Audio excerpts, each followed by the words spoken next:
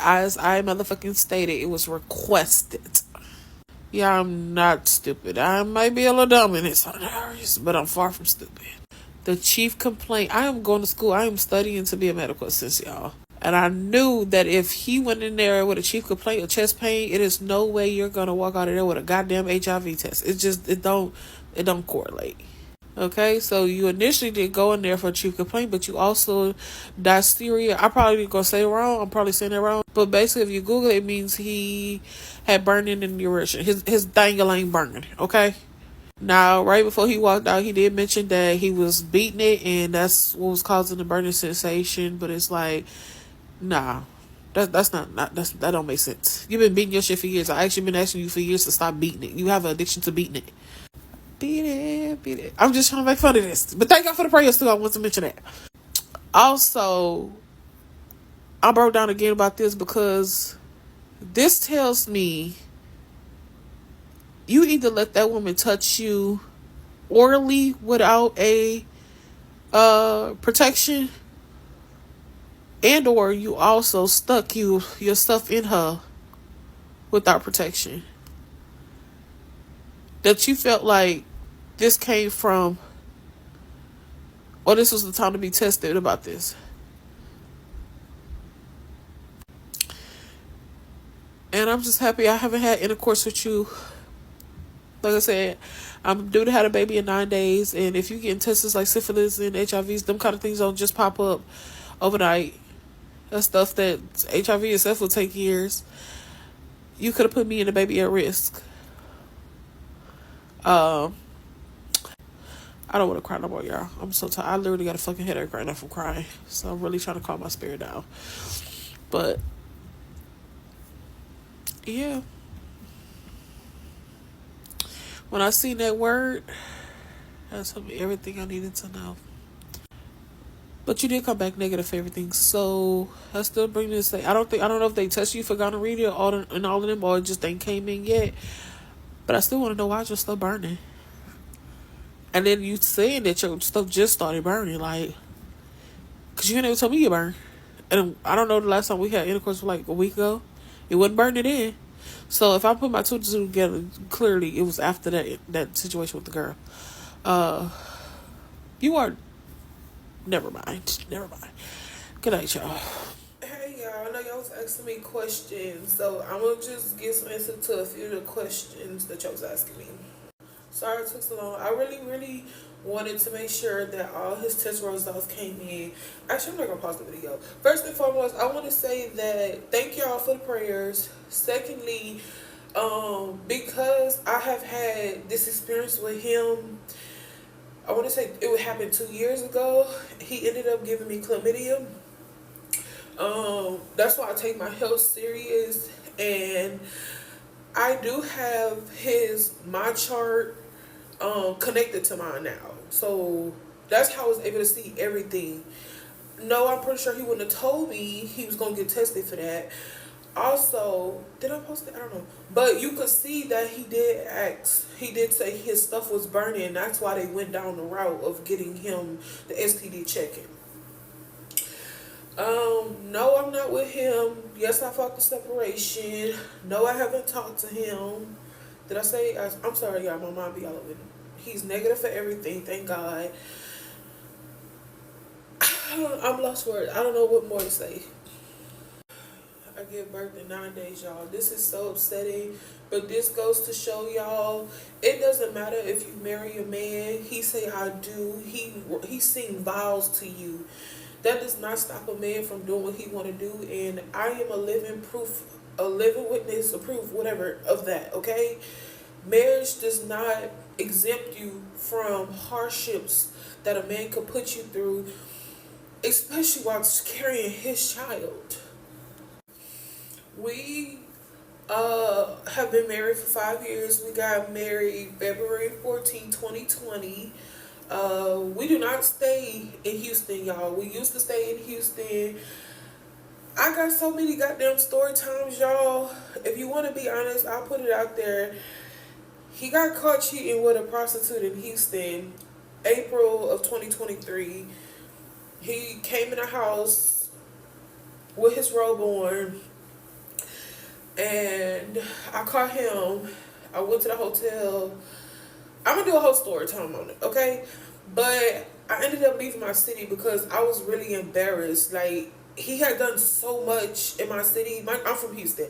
He had done so much, and the thing is, like, I'm 25 now, so some of the girls I went to school with, grew up with, like, they lived that life. You know what I'm saying? So I'm just like, in my mind, I don't know. What if you didn't hooked up with one of the girls I know? So I was just all around embarrassed. And I was like, okay, we gonna get the fuck out the city. So we ended up moving back to Boston. We originally met in Boston. And I moved back to Boston because I'm like, oh, hell to the no. This shit getting out of hand. Yeah.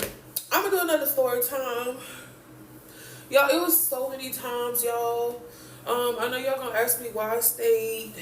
I'm gonna also talk about why I stayed. There's never, I just want to elaborate that it's not a damn good reason. It's no good reason for me to have stayed. It's no excuse that was made in heaven or hell of a reason for me to stay. Okay, I just want to put that out there. I take full accountability for all the situations, honestly, because I put me through it. You know, I blame me before I blame him. Also, I want to address that I'm not upset with God. I was simply asking God, like, legitly, what was the purpose? Like, I know if I say I asked God before we went to that courthouse, honestly, it was a red flag that day too, because he was like really hesitant. But later on, which I got another story time for, I'm gonna try to knock that all in one. He ended up telling like he was thinking about his other BM and da da da da. But he said during the argument, he said that part during the argument. So I don't know if he was really mad or if that was true, which I'm not even gonna lie, I feel like it's true. But you know, and that's when I started telling him, like, you know, if God allow it, then it's meant to be. If he don't, then, you know, we're not going to force it. But God allow it. So when I was saying in the video, I was saying, God, like, you allowed it, you know? So ultimately, there was a purpose behind it.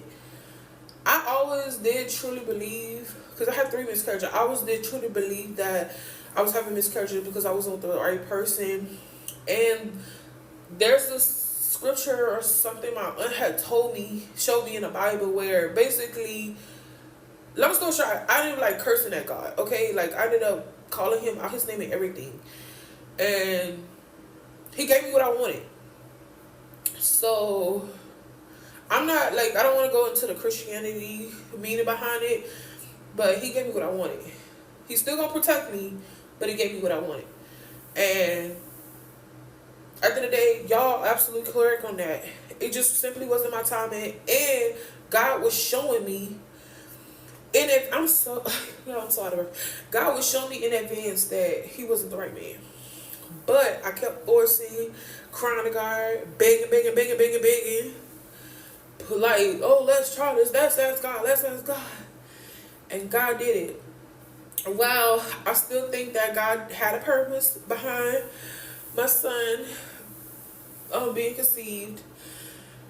You know, I'm sorry. I'm just so hurt, y'all. I was like, I can't breathe. I'm still lost for words. So please bear with me, because this is devastating. Like, you imagine how you were about to. Okay. All right. I didn't record this 6 times. Okay, so I wrote a list of stuff to talk about because I really want to like try to like get over this. So we do stay in Boston, Massachusetts, y'all. We used to stay in Houston, Texas. I am originally from Houston, Texas.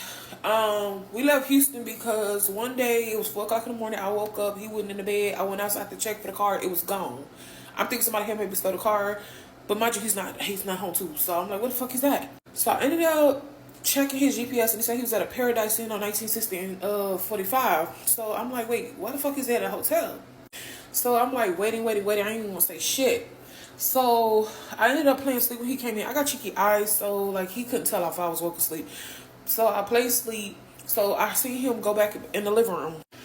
Then I pulled up the GPS and I walked in the living room. I'm like, where the fuck was you at? Why was you at a hotel?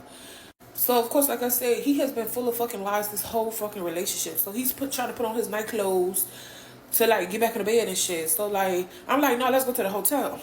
We get to the hotel. I'm about to tell people, look at the cameras. I'm like, oh, making up a story. He's lying like, well, he's not lying. I'm telling him like, don't get out the car.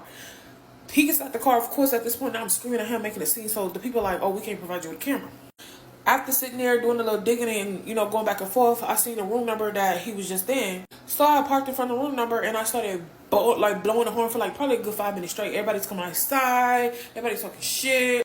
Never is it okay to check another woman. That they are SWs. They have no knowledge as to what these people do outside of their personal life. So on my behalf, I don't apologize, but I do apologize. But seriously, that, she had nothing to do, and she was very much not aware, and she don't give a damn. So, it was a little dumb on my end. Yeah, that's that story, and that's why we moved back to Boston last April. Next, I want to talk about how I found out he had gave me chlamydia. It's because we was paying out of pocket to a fertility clinic. We was trying to have a baby, and long story short, they do all your little testings and stuff. Just that was just the beginning, the basis of it all. One day we was laying down and stuff. Well, we was actually sleep. It was a Monday. She called me 8 o'clock in the morning. I don't really get up early, so I was okay, tired. And I'm okay. I'm happy at the same time because it's whatever. She probably telling me my next appointment, to start the procedure or start the thing. She called me, she asked me to verify my information and stuff like that. Then she proceeds to say, yeah, you've been diagnosed with chlamydia. I said, what? Mind you, I am married. I know I don't sleep around. I don't know why. I just kind of assumed my husband wasn't doing anything. Long story short, it took him all of his fucking life because, he got to come over with his lies. He got to do his thinky winky. And he ended up telling me he actually, and it's crazy because him and his friend would joke about happy hours and stuff. But apparently, they actually do have happy hours in strip clubs. So he said that he had intercourse and got oral for somebody in a strip club that was literally across the fucking house, across from our house. While that could be true, I'm pretty sure there's more to the story because I know how to, I'm very aware that the girls be having to keep themselves clean. Anyways, it's either between that strip club or, like I said, somebody's prostitute. I don't know. Also, I know y'all was wondering why I stayed. Like I said, there's no real good goddamn reason, but I did stay. It was because I was he was financially supporting me. I was financially dependent on him. So ladies, wise up. Always have your own money. Don't get me wrong. I'm not a dummy. I always knew to have my own money. But let me tell you how he got me. I just want to clarify. I did marry him at 19. Maybe have been a little too young, but at the same time, I don't feel like I was. I don't know how to explain it, but. Basically, how he got me was I was going to medical assistant school. And I don't know if I just told the story, but I asked him to pay for the internship. He was like, okay, and then he couldn't pay for it. He couldn't pay for rent. Oh, that's what it was. I'm a visual learner, and I told him yeah, I have been doing all the book work through my medical assistant through the school.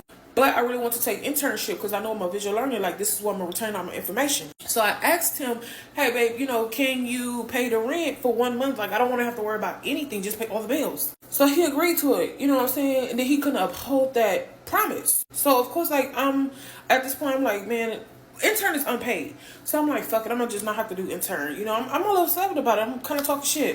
So then, I don't know what it's called, but, he tried to, come for me and was like, you just trying to get more money than me so you can leave me for another man. So that became a whole thing for some time. Not to mention he paid for some ussy that same month but couldn't pay for our rent. I just didn't get that. So I'm like, okay, whatever. So at this point I started to try to prove a point to him that I wanted him to feel like he was the breadwinner, that I'm not gonna make as much money as him. You know what I'm saying? I wanted him to feel like I'm not trying to leave you. I'm not gonna make, yeah. So the dynamic of the relationship has been him making more money, him working, whatever. So while I do work, I just work part-time work. I don't really bring in money for it. Not the money that I dreamed of having or I knew that I wanted. I know, fucking stupid. It's no need to keep telling me this.